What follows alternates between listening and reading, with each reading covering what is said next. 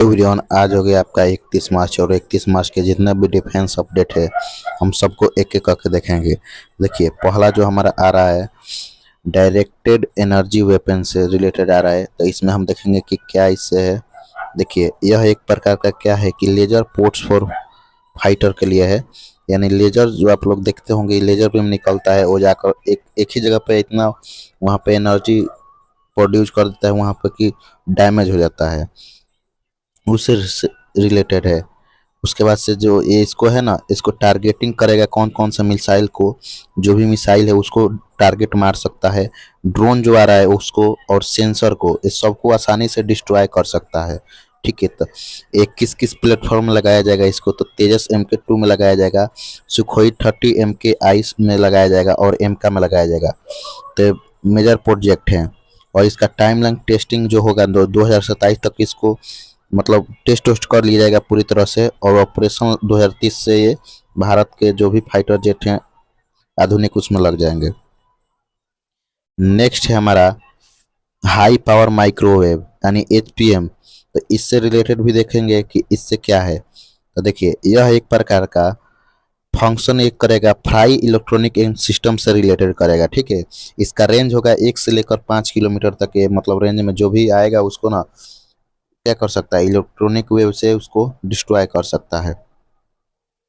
अब देखेंगे हम अपना DRDO को लेजर प्रोजेक्ट जो है उस पर क्या रिलेटेड न्यूज आ रहा है। तो देखिए, इसमें जो हमारा है ना कौन कौन से प्रोजेक्ट हैं, तो इसमें एक आता है दुर्गा, माना दुर्गा 2 है, वो एक आता है जिसको इसको सुपर लेजर का उपाधि दिया गया है, और 300 किलोवाट ये मतलब क्या कर सकता है, लेजर प्रोड्यूस कर सकता है। उसके बाद से है IDDNIS Mark 2, इस जो 30 किलोवाट सिस्टम का ये मतलब लेजर प्रोड्यूस कर सकता है। उसके बाद है Mark 3 जो 50 किलोमीटर का मतलब कर सकता है, ये अपकमिंग में है, माने इसको छोटा बड़ा ये सभी रेंज के लिए बनाया जा रहा है। ये छोटे के लिए छोटा का यूज कर सकते हैं, बड़ा ये आने वाला है अभी फिलहाल में। तो ये हमारे DRDO के लेजर से रिलेटेड जो भी प्रोजेक्ट थे आप लोगों ने उसको देख लिया। अब हमारा है, इसको देखिएगा तो एविएशन एवं एमका टेक्नोलॉजी से रिलेटेड है। तो एविएशन और एमका टेक्नोलॉजी से रिलेटेड जो भी है न्यूज उसको भी देख लेते हैं। देखिए, इसमें हमारा जो है ना एडवांस HMD है, माने एडवांस HMD और सुपरसोनिक लॉटरिंग म्यूनेशन है। तो ये क्या है ना, एडवांस जो HMD है, तो ये है हमारा ना AR टेक्नोलॉजी है, टेक्नोलॉजी से रिलेटेड है, जो डिजिटल ओवरलेज करेगा और 360 डिग्री का ये व्यू मतलब क्या करेगा, प्रोवाइड करेगा थ्रू एयरक्राफ्ट बॉडी, यानी वो एयरक्राफ्ट बॉडी से लेटे हुए 360 डिग्री का व्यू प्रोवाइड करेगा। यह इंटीग्रेटेड रहेगा नाइट विजन में, और ये हमको ना रात में भी दिखाने में फाइटर जेट को आसानी मतलब आसान कर देगा, और ड्रोन कंट्रोल कैपेबिलिटी इसमें आसानी से हम लोग इंस्टॉल कर सकते हैं।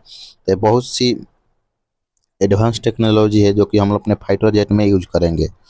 नेक्स्ट नेक्स्ट है हमारा जो सुपरसोनिक लोटरिंग म्यूनेशन है उससे रिलेटेड। तो इसमें इंजन रैमजेट का प्रयोग किया जाएगा, और इसका स्पीड होगा फास्टर देन साउंड, यानी साउंड से फास्ट होगा। और फीचर होगा कि AI टारगेट रिकोनाइजेशन, और इसको AI टारगेट रिकोनाइजेशन मिल जाएगा, इसके वजह से और एडवांस हो जाएगा। ठीक है, उसके बाद से हमारा जो है नेवल मॉडर्नाइजेशन की तरफ से न्यूज आ रहा है कि नेवल माने जो भी नेवल शिप है उनको में क्या मॉडर्नाइजेशन किया जा रहा है। देखिए, तो इसमें पहले आ रहा है GRAC डिलीवरी का, जिसमें कौन कौन सी मतलब हमारी शिप हैं उसमें देख सकते हैं। तो इसमें हम हमारा है दूनागिरी है, और सेंस सोडक है, और आगरे है। इस शिप को क्या गया है, डिलीवरी किया गया है GRAC के द्वारा, और माइलस्टोन किया गया कि 3 और वारशिप बनाया जाए, यानी डिलीवर किया जाए एक ही बार में। ठीक है, और हमारा जो टारगेट है ब्लू वाटर नेवी का कब तक है, 2037 तक। तो ब्लू वाटर नेवी का हम लोग का टारगेट रखे हैं कि हम लोग 30 मेजर वेसल्स हो, ठीक है हमारे पास, और एसेस्ट हो, स्टेल्थ डिस्ट्रॉयर हो, यानी कि स्टेल्थ डिस्ट्रॉयर हो, और SNF हो, RFL M हो, ये सभी हमारे पास होना चाहिए, तब जाकर हम ब्लू नेवी टारगेट को अचीव कर सकते हैं। ठीक है, नेक्स्ट न्यूज आ रहा है लैंड सिस्टम एंड AI से रिलेटेड। अब इसको देखेंगे कि इसमें क्या डेवलपमेंट दिखा है। देखिए जो हमारा आईआईटी कानपुर है ना, उसने यूएजी यानी कि ये बना कर दे दिया है, और इसका कैपेबिलिटी होगा 50 किलोमीटर पेलोड जा सकता है। अनमैन्ड व्हीकल है जो, तो 500 केजी पेलोड आसानी से ढो सकता है। और एआई ऑटोमेशन और रिमोट कंट्रोल होगा, ये ड्रोन टाइप का है। और ये क्या कर सकते हैं, 500 केजी पेलोड। अब समझिए कि कितना ये खतरनाक है। और जो इसी में है, जो हमारा T90 टैंक है, उसमें अपग्रेड किया जाएगा।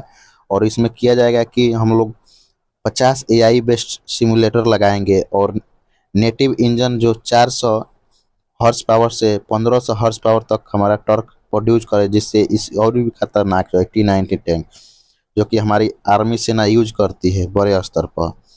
नेक्स्ट आ रहा है जियो पॉलिटिक्स अपडेट से क्या है, तो इसमें देखेंगे क्योंकि इसमें मिडिल ईस्ट आया गया कि पाकिस्तान का आर्मी क्राइसिस क्या है, इसमें उसमें रिलेटेड किया गया है कि इसमें ना एक्शन लिया गया है कि 40 ब्रिगेडियर रिमूव किए गए हैं। जो 40 ब्रिगेडियर हैं उनको रिमूव कर दिया गया है। अभी किस कारण से रिमूव किया गया है, अब समय बाद में बताएगा, लेकिन अभी फिलहाल ये न्यूज आ रही है। और इश्यू किया गया है कि लॉयल्टी वर्सेस टैलेंट, और इनमें बताया गया है कि इनके पास लॉयल्टी नहीं था और टैलेंट की कमी थी, इसलिए इनको बाहर किया गया है। तो ये बहुत बड़ा स्तर है। तो भाई टैलेंट नहीं था तो फिर उसमें जोड़ा क्यों? ठीक है, लॉयल्टी तो मान सकते हैं, लेकिन टैलेंट की कमी से ही तो उसमें ज्वाइन किया गया है।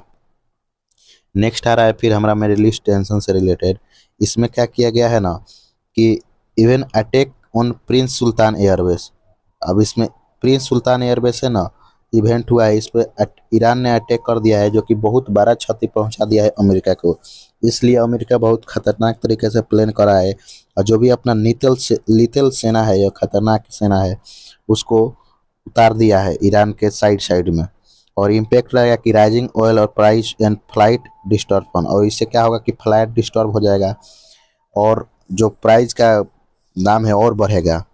तो ये रहा हमारा 31 मार्च का जितने भी डिफेंस अपडेट थे। तो मिलते हैं नेक्स्ट वीडियो में। Thank you so much.